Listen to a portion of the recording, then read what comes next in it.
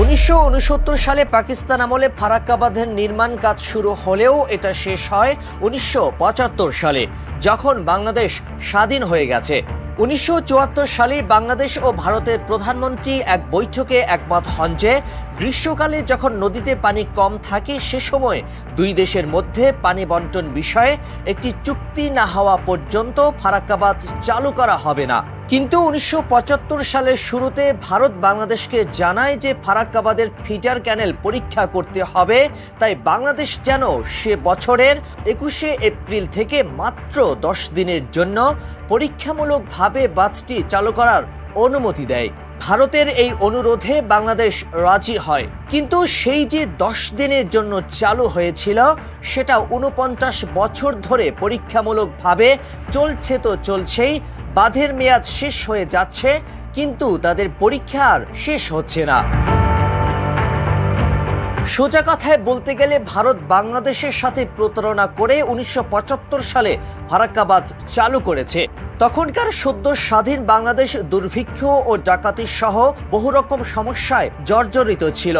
এসব ব্যর্থতার কারণে সে বছরের 15 আগস্ট শেখ মুজিবুর রহমান নিহত হন। ফলে নতুন সরকার এসে নড়বড়ে রাষ্ট্রীয় কাঠামো ধরে রাখতেই হিমশিম খাচ্ছিল।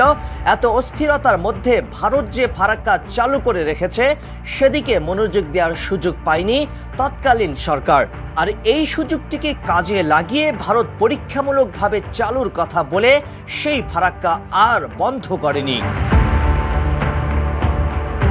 ভারতের এই প্রতারণার বিরুদ্ধে গর্জে উঠেছিলেন বাংলার সূর্য সন্তান মাওলানা আব্দুল হামিদ খান ভাসানী, যিনি ভারতীয় যে কোনো আগ্রাসনের বিরুদ্ধে সবসময় সোচ্চার ছিলেন।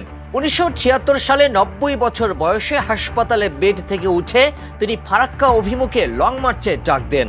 ভারতীয় সীমান্তে গিয়ে সেই লং মার্চ শেষ হয়। মাওলানা ভাসানী তখন দেশের জনগণের মধ্যে ভারত বিরোধী যে জনমত তৈরি করেছিলেন, তৎকালীন সরকারের দুর্বলতায় সেটাকে কাজে লাগানো যায়নি। আমাদের সংগ্রাম চলবে। ভারতের প্রতারণা এবং ঐতিহাসিক লং মার্চের পর কেটে গেছে 49টি বছর। জলে জলে যত বেলা গড়িয়েছে, ফারাক্কার এই বাঁধ ততই বাংলাদেশের উত্তরাঞ্চলকে ধ্বংস করেছে। তবে লক্ষণীয় বিষয় হচ্ছে ফারাক্কার বাঁধে শুধু বাংলাদেশ নয়, খোদ ভারতেরই অনেক ক্ষয়ক্ষতি হয়েছে। পশ্চিমবঙ্গের বিখ্যাত ইঞ্জিনিয়ার কপিল ভট্টাচার্য এই বাঁধের পরিকল্পনার সময় এর বিরোধিতা করেছিলেন। এই কারণে তাকে পাকিস্তানের চরও বলা হয়েছিল। কিন্তু 50 বছর পর এখন দেখা যাচ্ছে এই বাঁধের কারণে পার্শ্ববর্তী মালদহ ও মুর্শিদাবাদের বিস্তীর্ণ অঞ্চল ভাঙনের শিকার হয়ে নদী গর্ভে বিলীন হয়ে গেছে। এছাড়া পানি আটকানোর কারণে পলিমাটি জমে উত্তরপ্রদেশ ও বিহারের বিস্তীর্ণ এলাকায় প্রতি বছর বন্যা দেখা দিচ্ছে। ফলে ভারতের মুর্শিদাবাদ, মালদহ, উত্তরপ্রদেশ ও বিহারের ক্ষতিগ্রস্ত মানুষ ফারাক্কার এই বাঁধের বিরুদ্ধে দীর্ঘদিন ধরে আন্দোলন করে আসছে। অনেকেই বলছেন এটা হচ্ছে বাংলাদেশের সাথে প্রতারণা করার শাস্তি। ভারতের বাঁধ এখন ভারতের জন্যই মরণ ফাঁদ হয়ে উঠেছে।